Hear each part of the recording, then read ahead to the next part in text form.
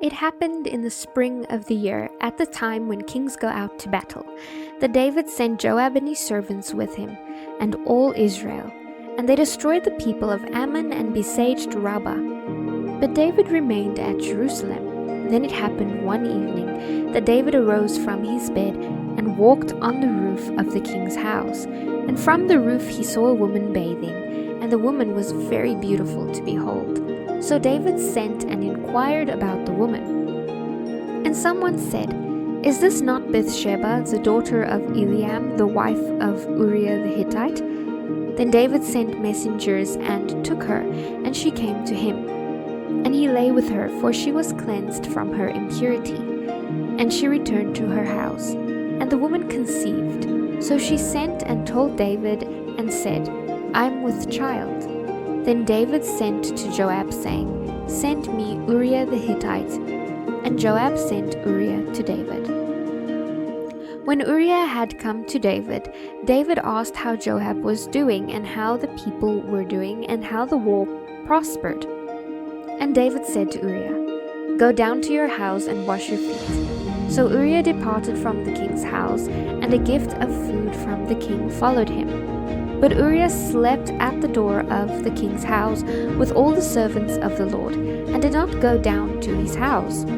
So when they told David, saying, "Uriah did not go down to his house," David said to Uriah, "Did you not come from a journey? Why did you not go down to your house?" And Uriah said to David, "The ark and Israel and Judah are dwelling in tents, and my lord Joab, the servants of my lord, are encamped in the open fields.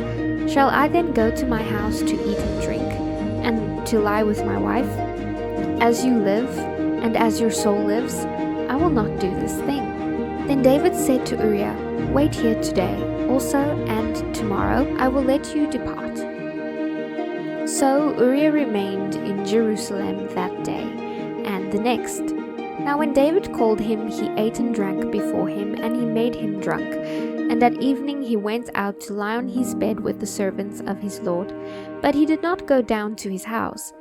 In the morning it happened that David wrote a letter to Joab and sent it by the hand of Uriah. And he wrote in the letter, saying, "Set Uriah in the forefront of the hottest battle, and retreat from him, that he may be struck down and die." So it was while Joab besieged the city that he assigned Uriah to a place where he knew there were valiant men. Then the men of the city came out and fought with Joab, and some of the people of the servants of David fell, and Uriah the Hittite died also. Then Joab sent and told David all the things concerning the war, and charged the messengers, saying, "When you have finished telling the matters of the war to the king, if it happens that the king's wrath rises, and he says to you, 'Why did you approach so near to the city when you fought? Did you not know that they would shoot from the wall? Who struck Abimelech the son of Jerubbaal? Was it not a woman who cast a millstone on him from the wall, so that he died in Thebez? Why did you go near the wall? Then you shall say, Your servant Uriah the Hittite is dead also." So the messenger went and came and told David all that Joab had sent by him. And the messenger said to David, "Surely the men prevailed against us and came out to us in the field. Then we drove them back as far as the entrance of the gate. The archers shot from the wall at your servants, and some of the king's servants are dead, and your servant Uriah the Hittite is dead also." Then David said to the messenger, "Thus you shall say to Joab, 'Do not let this thing displease you, for the sword devours one as well as another. Strengthen your attack against the city and overthrow it.' So encourage him." When the wife of Uriah heard that Uriah her husband was dead, she mourned for her husband.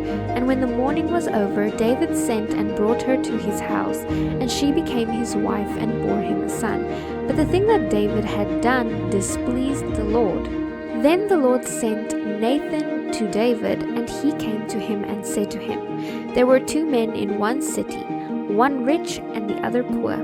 The rich man had exceedingly many flocks and herds, but the poor man had nothing except one little ewe lamb, which he had bought and nourished. And it grew up together with him and with his children.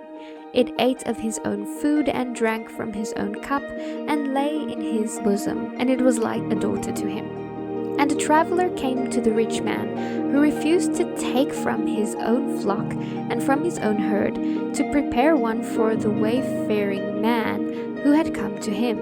But he took the poor man's lamb and prepared it for the man who had come to him. So David's anger was greatly aroused against the man, and he said to Nathan, "As the Lord lives, this man who has done this shall surely die, and he shall restore fourfold for the lamb, because he did this thing, and because he had no pity." Then Nathan said to David, "You are the man. Thus says the Lord God of Israel, I anointed you king over Israel, and I delivered you from the hand of Saul. I gave you your master's house and your master's wives into your keeping, and gave you the house of Israel and Judah. And if that had been too little, I also would have given you much more. Why have you despised the commandment of the Lord to do evil in his sight? You have killed Uriah the Hittite with the sword. You have taken his wife to be your wife, and have killed him with the sword of the people of Ammon. Now therefore the sword shall never depart from your house, because you have despised me, and have taken the wife of Uriah the Hittite to be yours. Thus says the Lord, Behold, I will raise up adversity against you from your own house, and I will take your wives before your eyes and give them to your neighbor, and he shall lie with your wives in the sight of this sun. For you did it secretly, but I will do this thing before all Israel, before the sun." So David said to Nathan, "I have sinned against the Lord." And Nathan said to David, "The Lord also has put away your sin. You shall not die. However, because by this deed you have given great occasion to the enemies of the Lord to blaspheme, the child also who is born to you shall surely die." Then Nathan departed to his house, and the Lord struck the child that Uriah's wife bore to David, and it became ill. David therefore pleaded with the Lord for the child, and David fasted and went in and lay all night on the ground. So the elders of his house arose and went to him to raise him up from the ground, but he would not, nor did he eat food with them. Then on the 7th day it came to pass that the child died. And the servants of David were afraid to tell him that the child was dead, for they said, "Indeed, while the child was alive, we spoke to him, and he would not heed our voice. How can we tell him that the child is dead? He may do some harm." When David saw that his servants were whispering, David perceived that the child was dead. Therefore David said to his servants, "Is the child dead?" And they said, "He is dead."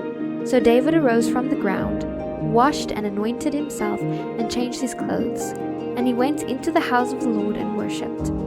Then he went to his own house, and when he requested, they set food before him, and he ate. Then his servants said to him, "What is this that you have done?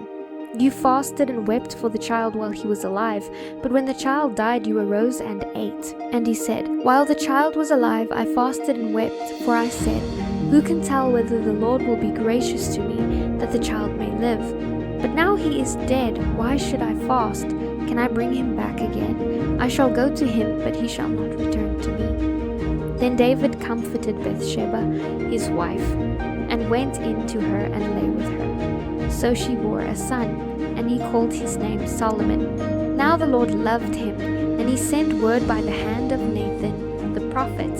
So he called his name Jedediah, because of the Lord. Now Joab fought against Rabbah of the people of Ammon, and took the royal city. And Joab sent messengers to David and said, "I have fought against Rabbah, and I have taken the city's water supply. Now therefore gather the rest of the people together and encamp against the city and take it, lest I take the city and it be called after my name." So David gathered all the people together and went to Rabbah, fought against it, and took it.